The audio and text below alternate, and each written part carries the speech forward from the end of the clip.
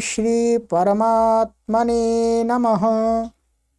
ओम श्री गुरुभ्यो नमः। ओम श्री ऋषिभ्यो नमः। ओम सहनाः भवतु सहनौ भुनक्तु सह वीर्यं करवावहै तेजस्विनावधीतमस्तु मा विद्विषावहै। ओम शांति शांति शांति। सर्वेभ्यो नमः। देववाणी संस्कृतं यूट्यूब जलदृश्यं प्रति भवतां भवतीनां च हार्दं स्वागतम्। मित्रों, लघु सिद्धांत कौमुदी संपूर्ण अध्ययनम कक्षा संख्या 31 को आज पढ़ेंगे, 31 को। ठीक है, 31वीं कक्षा। 30 कक्षाएं आपको हमने पढ़ा दी। प्लेलिस्ट में कॉलम बना हुआ है लघु सिद्धांत कौमुदी भाग 1। उस पर क्लिक करके आप पीछे की कक्षाओं को आराम से पढ़ सकते हैं जब चाहे तब। ठीक है, चलिएगा। अधिक जानकारी के लिए आप नीचे दिए गए व्हाट्सएप नंबरों पर संपर्क करके भी प्राप्त कर सकते हैं। चलिएगा, तो गत कक्षा में मैंने आपको 2 सूत्र पढ़ाए थे। क्या है? आपको 2 सूत्र पढ़ाए थे। एक पढ़ाया था शीतुक और ngamo ह्रस्वादची ngमण नित्यम। ये 2 सूत्र पढ़ाए थे। ठीक है, आपको अच्छी प्रकार से समझ में आ गए होंगे। ठीक, चलिएगा। अब इसके आगे सूत्र आता है लघु सिद्धांत कौमुदी में 90वां सूत्र। पुस्तक को ओपन कर लीजिएगा आप सभी पाठक। ठीक है, पुस्तक सभी के पास होती है।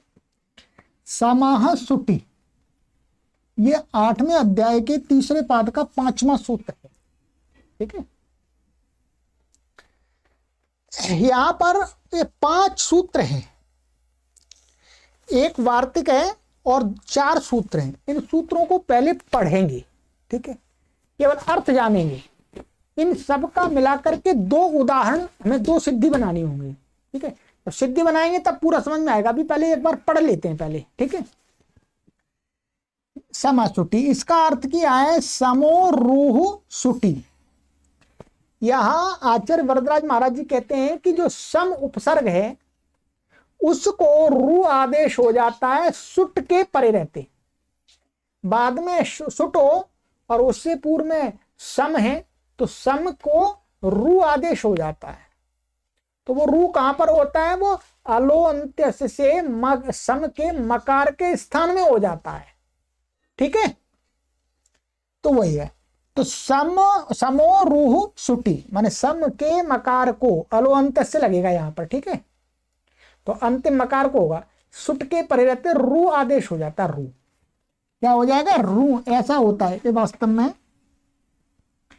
ये यहां पर हम देख लेंगे, ऐसा रू होता है वास्तव में। यहां पर तो रू लिखा हुआ है पर रू ऐसा आदेश होता है। इस रू में क्या है? ऊ की क्या हो जाती है? ऊ की इत संज्ञा हो जाती है। उपदेशे अजनुनासिक इत तो र बच जाता है केवल बाद में। ठीक है, ये हो गया। अब आगे का सूत्र है हमारा 91वां। अत्रानुनासिकः पूर्वस्य तु वा। ये 8वें अध्याय के 3रे पाद का 2रा सूत्र है। ठीक है, कहते हैं अत्र रू प्रकरणे रोहो पूर्वस्य अनुनासिको वा। कहते हैं अत्र माने रू प्रकरणे माने 8वें अध्याय के 3रे पाद में कुछ प्रारंभिक कुछ सूत्रों में रू का विधान है। क्या है, रू का विधान है। तो उस रू के प्रकरण में वहां सूत्रों से रू रू कहा है, जैसे समाह सुटी से रू कहा है, ठीक। तो इस प्रकरण में जो रू है, रू प्रकरण में जो रू किया जाता है, रू के उस रू से पूर्व में जो कोई अच होता है, अच पर, तो उसको विकल्प करके अनुनासिक हो जाता है। अनुनासिक का अर्थ है उसको ऐसा हो जाता है। अनुनासिक का स्थान क्या बताया था, उच्चारण मुख नासिका वचनोनुनासिका। मुख और नासिका से उच्चरित होने वाला जो वर्ण होता है वो अनुनासिक होता है, ठीक है। तो अनुनासिक हो जाएगा विकल्प करके। अभी हम सिद्धि में देखेंगे, अभी इतना ही समझ लीजिएगा। माने इस प्रकरण में जो रू कहा गया है, उस रू से पूर्व में जो स्वर होगा, अच होगा, उस अच को विकल्प करके क्या कर देंगे, अनुनासिक कर देंगे, माने सानुनासिक बन जाएगा। अत्र रू प्रकरण ये कहा है, रू माने यहां यो क्यों कहा है रू के प्रकरण में, ठीक है।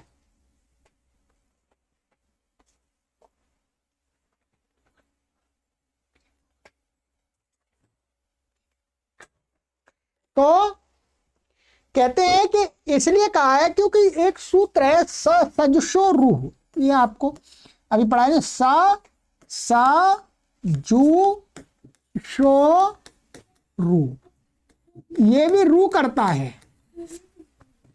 माने सभी शब्दों में जो रूप चलते राम, तो प्रथमा व्यक्ति वहां रू करता है, तो ये वाला नहीं लेना। इसलिए कह रहे हैं इसी प्रकरण में, अत्र माने इसी प्रकरण में जो रू का विधान है, जहां पर ये सजशो रू आदि से रू होता वो नहीं लेना।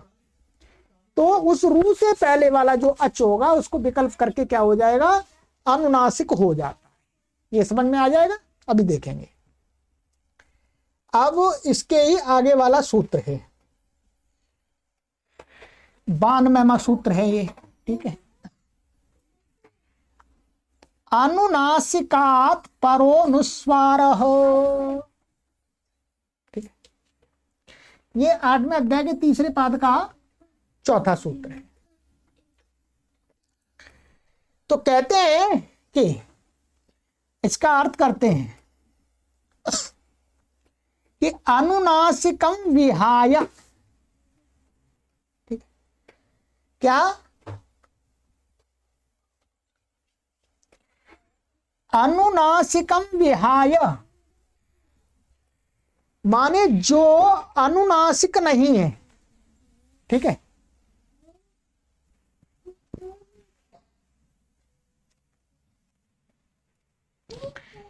जो ऊपर अनुनासिक क्या था, तो उस अनुनासिकम व्याय, अनुनासिक को छोड़ करके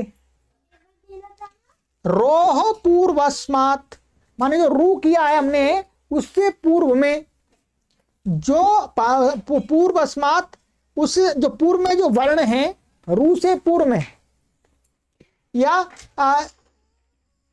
तो उस पूर्व परो अनुस्वारागमः, उस वर्ण से बाद में अनुस्वार आगम हो जाता है। क्या हो जाता है, अनुस्वार। जो ऊपर वाले सूत्र से उससे अत्रानुनासिक पूर्व सित्तवत्तुवा, जिस पक्ष में अनुनासिक नहीं होता है उस पक्ष में ये अनुस्वार आगम करता है, बस इतना है, ठीक है। तो इसका ये अर्थ हो गया। चलिएगा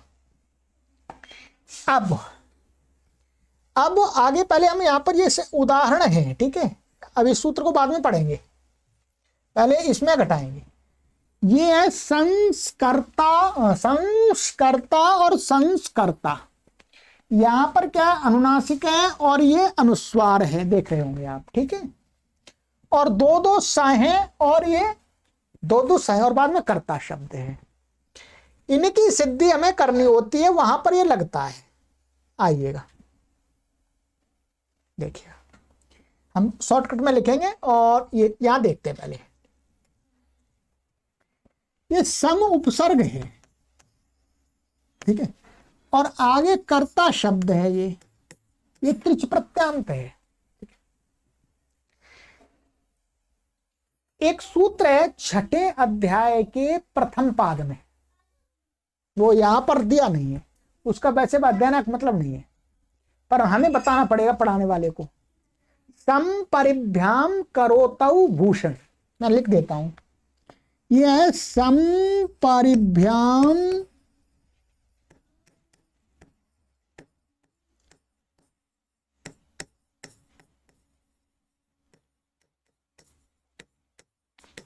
ठीक है, समपरिभ्याम करोतौ भूषणे। ये क्या कहता है, सम और परि से उत्तर, करोतौ का अर्थ है क्री धातु के परे रहते हैं। क्री धातु का अर्थ है क्री धातु से बना हुआ कोई शब्द या धातु रूप हो। किस अर्थ में होना चाहिए, भूषणे। भूषण माने अर्थ है यहां पर अलंकारित करना या अच्छा बनाना अर्थ में। तो क्या हो जाता है, ये कहता है सम से उत्तर परि से उत्तर करोती को क्री को सुट का आगम हो जाता है। ये क्या करता है, ये छठे अध्याय के प्रथम पाद का सूत्र है, तो ये सुट आगम करता है।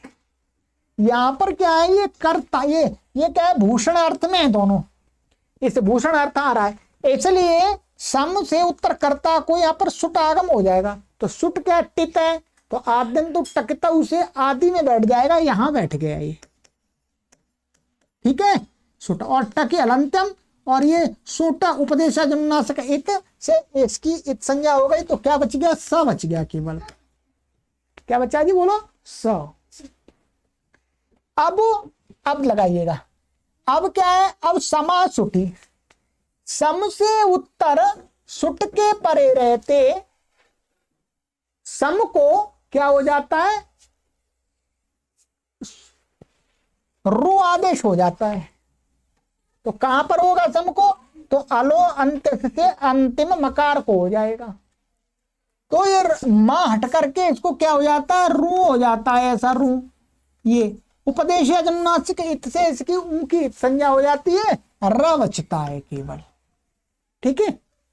तो क्या बन गया ये हमारा, अब हम यहां लिख लेते हैं इसको, ये बन गया त और र, और ये सुट का सा, और ये करता, ठीक है जी, ये हो गया। अब आगे वाला सूत्र आता, अत्रानुनासिका पूर्व से तुवा, माने इस रू के प्रकरण में रेफ से पूर्व जो ये अ है, इसको विकल्प करके क्या हो जाएगा, अनुनासिक हो जाएगा। विकल्प करके अनुनासिक हो गया, और एक पक्ष में क्या रह गया, ये ऐसा रह गया, सा र और सा और कर्ता ऐसा रह गया, ठीक है। ये तो अनुनासिक हो विकल्प थे।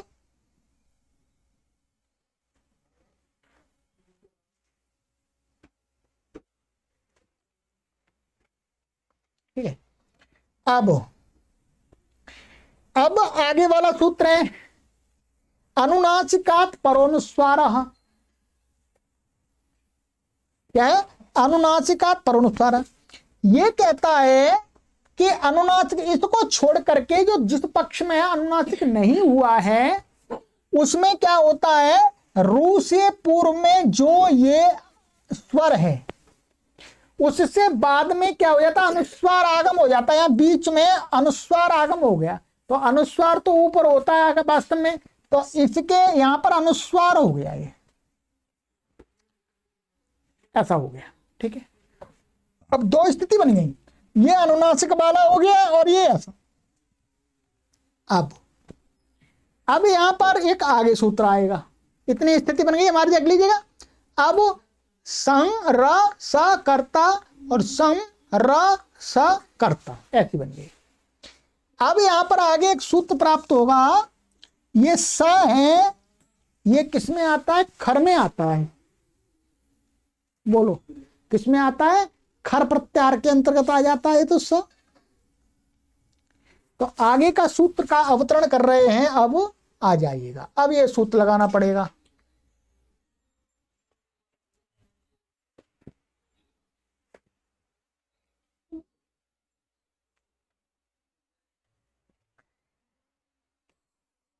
खरवसानयोर विसर्जनीय। 8:3:15 8वें अध्याय के तीसरे पाद का 15वां सूत्र है, अर्थात वहीं से आगे है प्रकरण में। ये क्या कहता है? खरी अवसाने च पदान्तस्य रेफस्य विसर्गः। ये करता है क्या कि खर परे हो, खर माने वर्ग का दूसरा पहला और स ये वर्ण हो तो, और अथवा अवसान, अवसान एक संज्ञा है, विरामोवसानम। तो अवसान से यहां पर हमें कुछ लेना नहीं है, ठीक। उससे और क्या अवसान खरी पदान्तस्य रेफस्य, माने अवसान में अथवा खर के परे रहते हैं जो पदांत में, पद के अंत में, पद के अंत में यदि रेफ, कोई भी रेफ हो, इसी प्रकरण वाला रेप है ऐसा नहीं, यहां पर नहीं है ऐसा, यहां पर तो कोई भी रेप हो तो रेप को कहते हैं विसर्ग हो जाता है, विसर्जनीय हो जाता है। तो अब क्या हुआ, अब हमारी स्थिति ये बन गई, मैं आपको यहां लिख के बता देता हूं। एक तो ये बन गई सा और र, यहां पर क्या है सा और करता है, ये खर है, खर के प्रति जो रेप था यहां पर रेप को क्या हो जाएगा, विसर्ग हो गया। रेप को क्या कर दिया जी, विसर्ग। ये अनुनासिक है, ये विसर्ग हो गया, ठीक है। और एक दूसरा हमारा कैसा था, दूसरा ऐसा था अनुस्वार वाला, उसको भी रेप को विसर्ग हो जाएगा ये। और आगे सा और ये करता, समझ लीजिए अच्छी प्रकार से। इससे अच्छी प्रकार से आपको कहीं पर भी समझने के लिए नहीं मिलेगा, मैं इस बात का आपको आश्वासन देता हूं। अब हमारी ये हो गई, ये विसर्ग वाला और ये अनुनासिक और ये अनुस्वार वाला हो गया, ठीक है। अब यहां पर क्या होता है, एक आगे सूत्र यहां दिखाया नहीं है, विसर्जनीयस्य सह। इसी सूत्र के आगे एक सूत्र है विसर्जनीयस्य,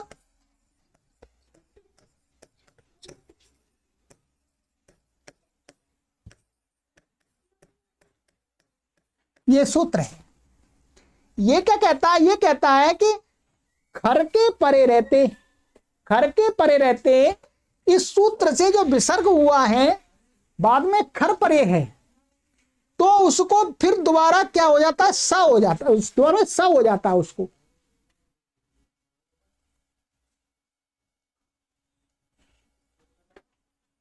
क्या हो जाता है, विसर्जनीयस्य सह, विसर्ग को स प्राप्त हुआ, ये ध्यान दीजिएगा, ठीक है।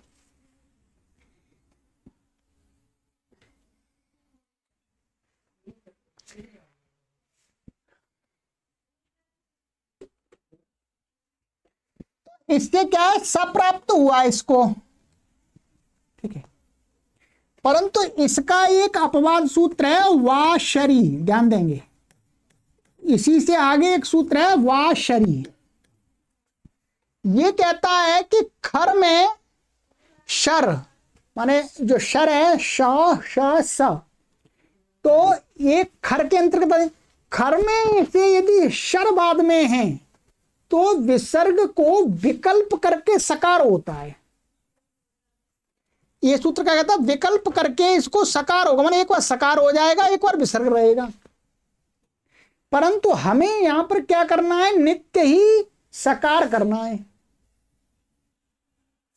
इसलिए एक वार्तिक बनाना पड़ा। फिर क्रम से ये लग गया, इसके बाद ये प्राप्त हुआ, इसके बाद फिर ये प्राप्त हुआ, इसने विकल्प कर दिया सकार का, विसर्ग को सकार का एक पक्ष विसर्ग है, फिर उसको भी रोक करके कहते हैं ये वार्तिक है संपुंका नाम सो वक्तव्य।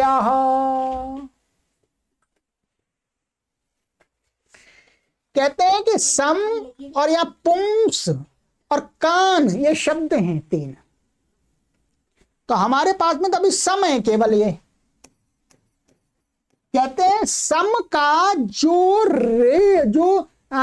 रेप होता है, या सम के सम का जो रेप, उसको जो विसर्ग हुआ है, तो सम का जो रेप हुआ, रेप के स्थान में जो विसर्ग हुआ है, उस विसर्ग को ये कहता है कि नित्य ही सा कहना चाहिए, अर्थात इसके बदले माने इन शब्दों में ये नहीं लगेगा वाशरी, अर्थात विसर्जनीय से सा से नित्य सा प्राप्त था, उसी को नित्य करा दिया यहां पर कि इनको तो शर के परे रहते भी नित्य सकार होगा। तो अब विसर्ग को इन पार्थिक से क्या हो गया, स हो गया, यहां ये बन गया आपका संस्कर्ता। संस्कर्ता उच्चारण में मामूली सा भेद होगा, ठीक है। अनुस्वार का स्थान नासिका है और अनुनासिक का स्थान मुख और नासिका दोनों है, बस इतना ही है, ठीक है। तो ये बन गया संस्कर्ता, संस्कर्ता, ये दो उदाहरण बन गए, ठीक है। बस ये तो ये हो गया आपका। चलिएगा,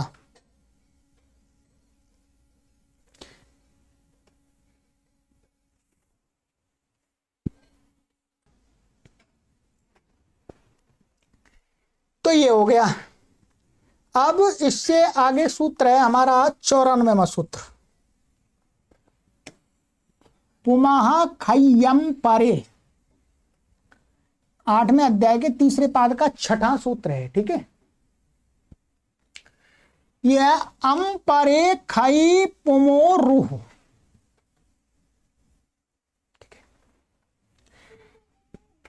ये कहते हैं कि अम ये प्रत्याहार है।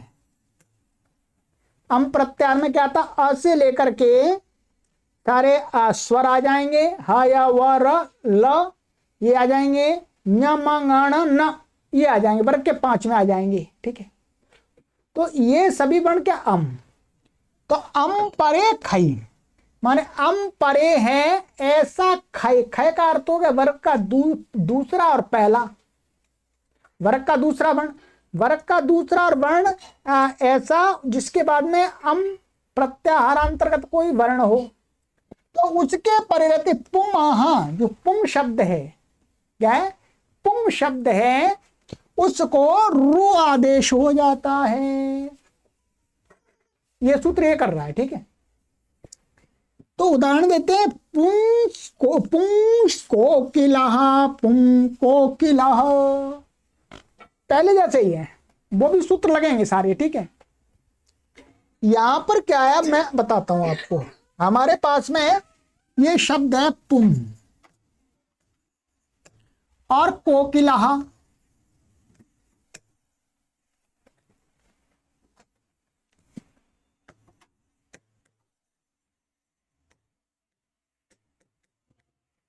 ठीक है। हमने यहां केवल पुम लिया अभी, ठीक है, इतना देख लीजिएगा आप।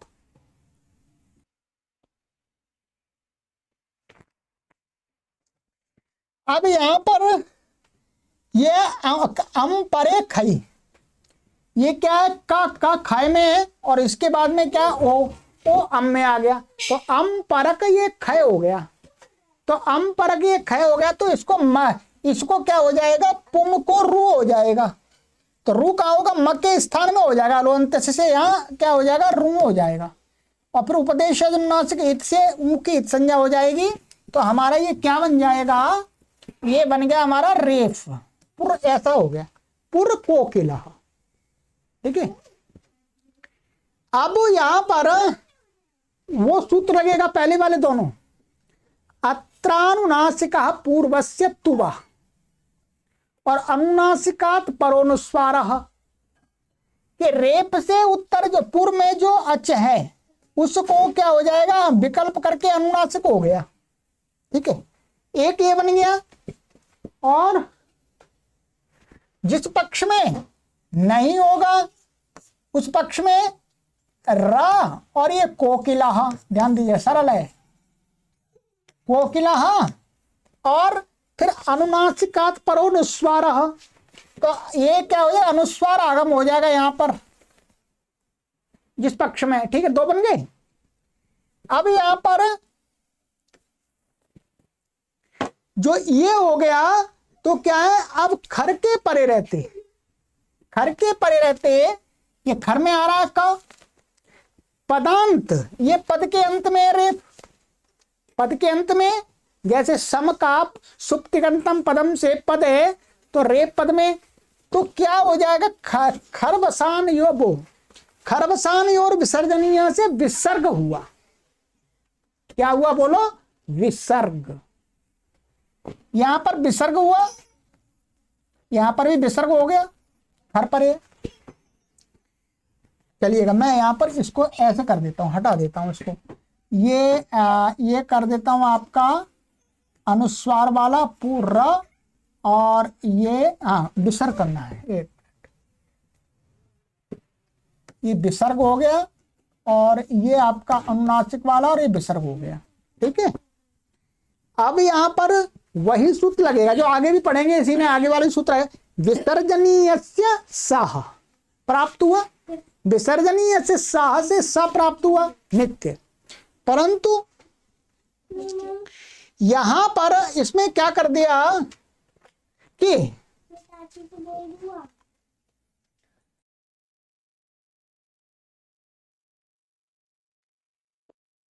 विसर्जनीय से सह से वास्तव में यहां पर स प्राप्त हो रहा था, ठीक है।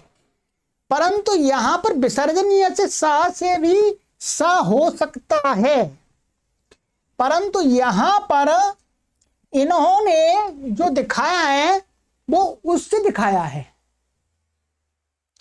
संपुका नाम स्ववक्तव्य से क्या है, विसर्ग को स कर दिया, इसको विसर्ग को क्या कर दिया, स। ध्यान नहीं, यहाँ पे समझा देता हूं आपको,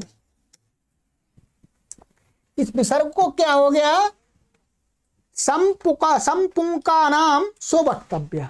यहां पर तो वास्तव में विसर्जनीय से सह से भी स हो सकता है, नित्य होता है वो तो, क्योंकि यहां पर वाशरी नहीं लगेगा, वाशरी लगेगा ही नहीं, शर है ही नहीं, ये तो खर है।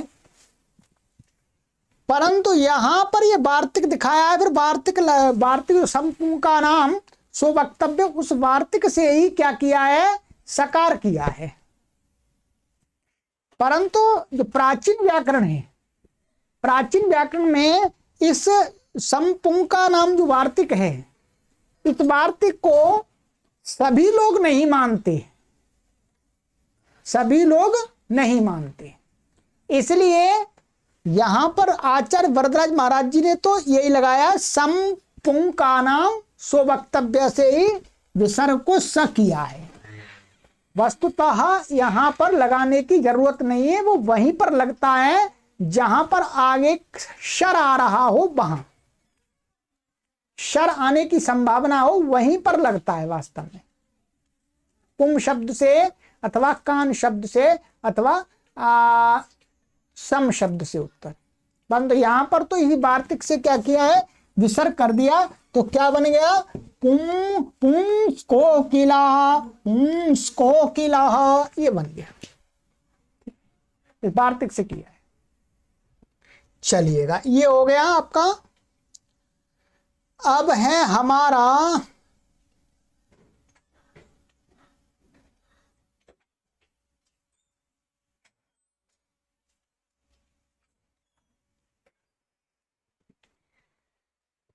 अब आगे की कक्षा में देखेंगे, ठीक है। आज की कक्षा में इतना ही कर पाएंगे, क्योंकि आगे बड़ी कक्षा हो जाएगी। जो सूत्र है 1 2, ये 2 सूत्र मिलाकर के हमको पढ़ने पड़ेंगे, ठीक है। क्या है, 2 सूत्र मिलाकर के पढ़ने पड़ेंगे, तब मैं अगली कक्षा में आपको समझाऊंगा, और इसके साथ में ये भी पढ़ना पड़ेगा, आगे पढ़ेंगे, ठीक है। चलिए।